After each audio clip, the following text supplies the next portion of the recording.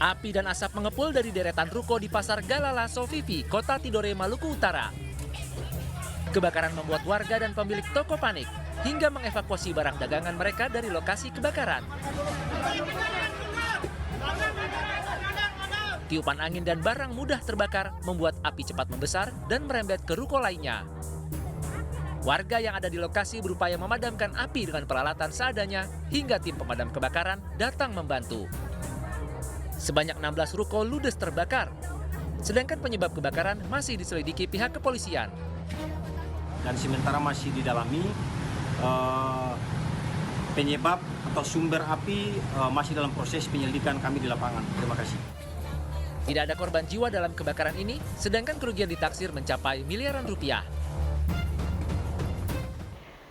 Pemirsa, Gubernur Papua Lukas NMB tersangka kasus dugaan suap dan gratifikasi menjalani pemeriksaan selama 1,5 jam di kediaman pribadinya di Jayapura. Selama menjalani pemeriksaan, suasana keamanan di Papua berlangsung damai. Usai memeriksa Gubernur Papua, Lukas NMB, tim penyidik KPK yang dipimpin Ketua KPK Firly Bahuri meninggalkan Papua Jumat siang. Rombongan KPK dilepas oleh Kapolda Papua, Irjen Matius D. Fakiri dari kantor Polda Papua. Selama Lukas NMB diperiksa, suasana keamanan di Papua, khususnya Jayapura, berlangsung kondusif. Penyidik KPK melaksanakan jemput bola untuk memeriksa Lukas NMB sebagai tersangka kasus dugaan suap dan gratifikasi di kediaman pribadinya di Jayapura karena Gubernur Papua ini beralasan sakit. Dan pemirsa, untuk mengetahui perkembangan terbaru, kami telah terhubung dengan Omega Batko Rumbawa di Jayapura, Papua. Selamat petang Omega, selamat malam waktu Papua. Seperti apa informasi terkini dari sana? Baik, selamat malam April. Saat ini waktu di Papua menunjukkan pukul 20 waktu Indonesia Timur. Nah, terjawab sudah setelah 2 bulan Gubernur Papua menjadi tersangka kasus suap gratifikasi 1 miliar. Situasi di Papua khususnya di Kota Jayapura berangsur kondusif hingga saat ini. Walaupun sebelumnya Polda Papua telah menyiagakan 1.800 aparat untuk mengamankan Kota Jayapura. Namun saat ini Kota Jayapura dan aktivitas warga kota berangsur normal. Baik, adakah langkah selanjutnya dari pihak Papua untuk mengamankan dari situasi yang ada di Papua? Situasi di Papua saat ini masih aman, terpantau aman. Namun 1.800 aparat yang melekat dan siap dipakai Polda Papua saat ini masih di Jayapura. Berapa personil yang dikerahkan untuk mengantisipasi adanya kekacauan di sana? Untuk saat ini masih 1.800 aparat yang disiagakan Polda Papua. Mulai dari Polresta Kota Jayapura, Polres Jayapura dari Kabupaten Jayapura hingga Polda Papua. Di mana saja titik-titik pengamanan yang dilakukan oleh kepolisian di sana, Omega? Pengamanan khususnya di Kota Jayapura, di objek-objek vital di daerah Kota Jayapura, khususnya di Koya Tengah, kediaman Gubernur Papua Lukas NMB. Baik, ada respon dari warga Papua terkait adanya KPK yang jemput bola ke lokasi Lukas NMB? Animo warga Papua sangat mengapresiasi pada Gubernur Papua yang sudah bersedia untuk diperiksa KPK dan berterima kasih kepada Kapolda Papua karena telah membantu mediasi antara KPK dan keluarga Papua serta kuasa hukum keluarga. Baik, terima kasih Omega. Selamat malam waktu Papua, selamat bertugas kembali. Pemirsa, kehadiran Ketua KPK Firly Bahuri saat pemeriksaan tersangka Lukas NMB di Papua menuai polemik.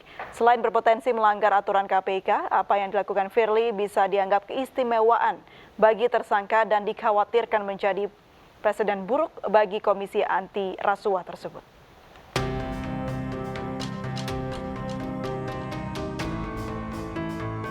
Kedatangan Ketua KPK Firly Bahuri ke Papua untuk menemui tersangka dugaan korupsi Lukas NMB menjadi polemik. Sebab ini disebut kali pertama Ketua KPK turun langsung menemui tersangka. Dari foto-foto yang beredar di kalangan wartawan, Firly menemui Lukas NMB di sebuah ruangan dan bersalaman. Firly datang bersama tim dokter dari Ikatan Dokter Indonesia untuk memeriksa kesehatan dan kasus korupsi yang menjerat NMB. Menurut Firly, pemeriksaan itu berlangsung kurang lebih 1,5 jam. Tadi beliau sudah memberikan keterangan kepada KPK terkait dengan beberapa hal yang dibutuhkan oleh penyidik KPK. Saat ini salah satu langkah maju di dalam proses penegakan hukum yang berdasarkan penghormatan terhadap hak asasi manusia. Karena KPK di samping menegakkan hukum tentu menjalankan dan mempedomani serta menjunjung tinggi azas-azas pokok pelaksana tugas KPK. Namun, langkah Firly ini mendapat kritikan dari sejumlah pegiat anti korupsi dan mantan penyidik KPK Yudi Purnomo. Yudi menilai apa yang dilakukan Firly Bahuri bisa dianggap sebagai keistimewaan bagi tersangka korupsi. Menurut Yudi, hal ini menjadi preseden untuk tersangka lain. Selain itu, pegiat anti korupsi juga menilai apa yang dilakukan Firly berpotensi melanggar aturan KPK. Di pasal 36A Undang-Undang KPK, pimpinan KPK dilarang mengadakan hubungan langsung atau tidak dengan tersangka atau pihak lain yang berhubungan dengan tindak pidana korupsi. Sementara di pasal 65 Undang-Undang KPK menyebut anggota komisi yang melanggar akan dipidana dengan ancaman hukuman maksimal 5 tahun.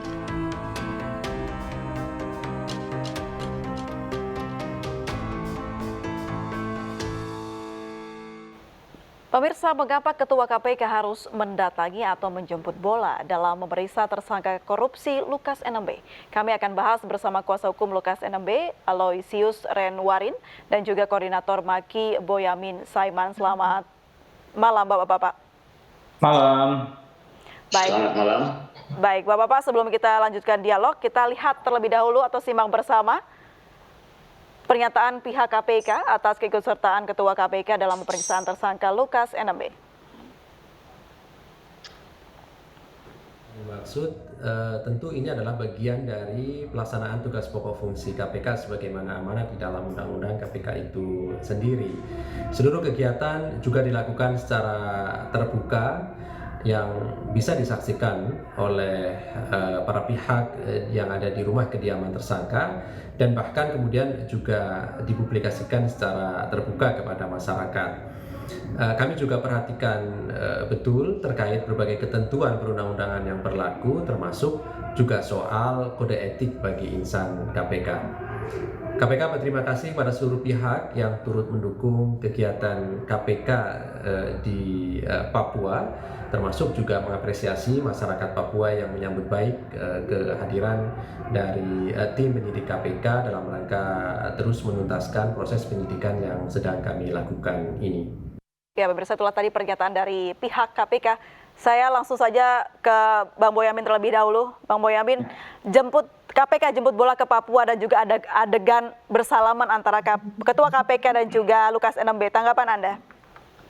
Ya, sebenarnya saya tidak pada posisi pro kontra ya, karena ini tahapan KPK memang harus memeriksa. Justru yang saya akan tuntut begitu istilahnya begitu kepada KPK apa setelah ini gitu. Karena belum diumumkan pemeriksaan tersangka kemarin itu pemeriksaan kesehatan atau pemeriksaan untuk berita acara pemeriksaan. Nanti Pak Aloysius mungkin bisa menyampaikan itu gitu. Dan langkah berikutnya kan kemudian pasti akan di proses-proses ke tahap berikutnya. Berarti kan kalau ini pemeriksaan selesai, berarti ada pra penuntutan misalnya. Apakah juga kemudian langkah Pak Firly itu nanti kemudian dilakukan terus upaya paksa misalnya dalam beberapa hari ke depan, karena kan sudah dilakukan pemeriksaan. Tapi kalau memang masih sakit, ya apa boleh buat. Ini kan kita juga belum mendengar apa pernyataan dari tim dokter bagaimana kesehatan Pak Lukas NMB. Tapi ini apapun saya setuju dengan pendapat Pak Firly sebenarnya untuk berkaitan ini langkah maju untuk melakukan pemeriksaan.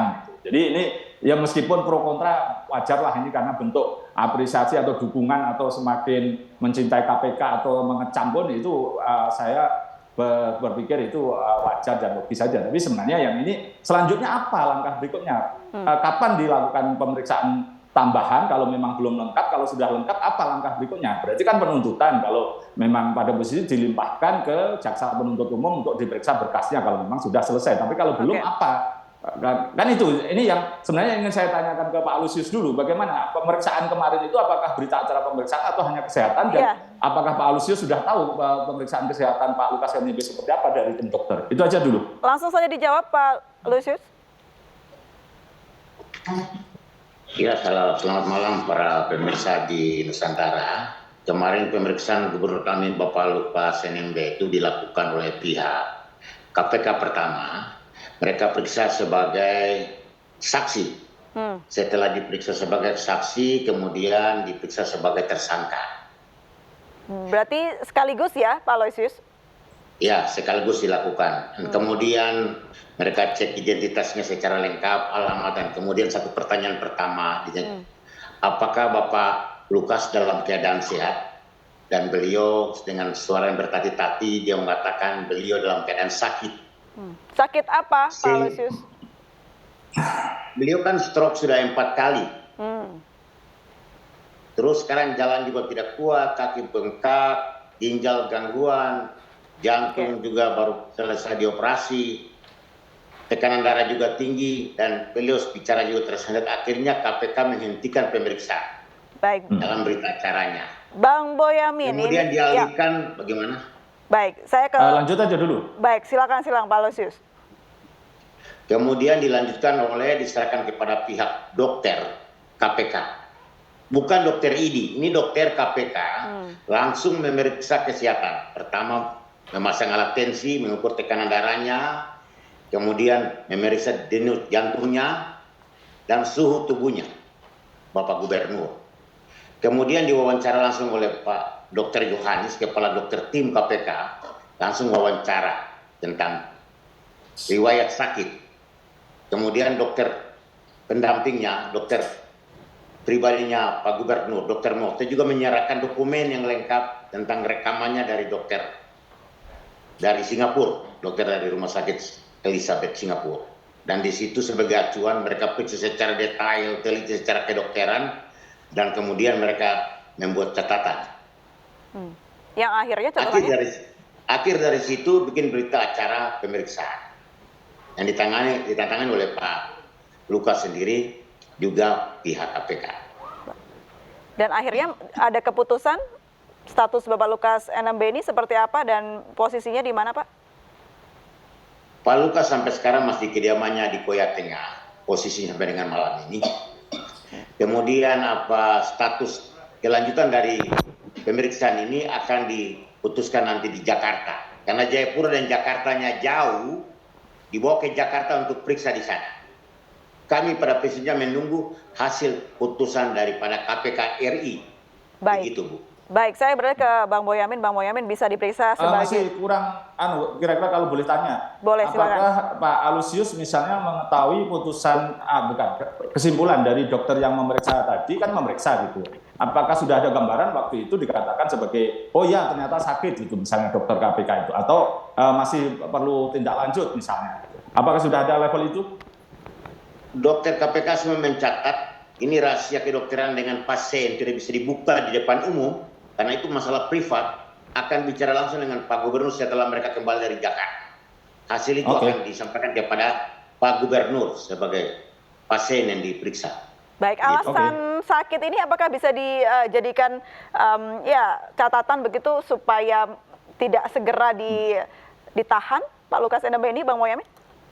Iya gini, kan ya apapun kita menghormati proses-proses ini berlangsung, menghormati KPK, juga saya terima kasih pada teman-teman rekan sejawat juga, Pak Alusius dan rekan yang lain telah membantu KPK pemeriksaan ini sehingga tidak menimbulkan polemik kapan ini dilakukan pemeriksaan.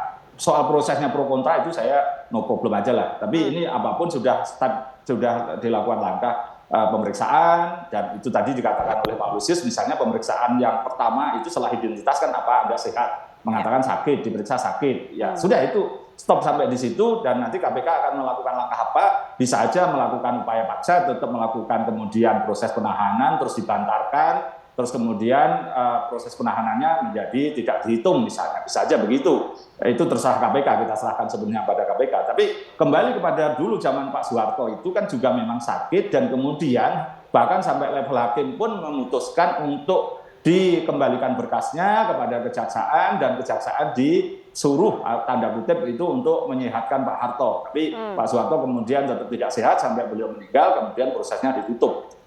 Jadi ini yang mudah, tapi saya tidak berharap Pak Lukas NMB seperti itu. Saya berharap berdoa untuk Pak Lukas NMB segera sehat dan segera bisa memenuhi kewajibannya untuk sebagai warga Bang negara Boyamin, untuk patuh pada hukum. tapi dalam prosesnya ini banyak yang menduga apakah ada tindakan atau treatment spesial bagi Lukas NMB. Tapi jangan dijawab dulu Bapak-Bapak, kita akan jeda terlebih dahulu, tetap bersama kami di iNewsroom.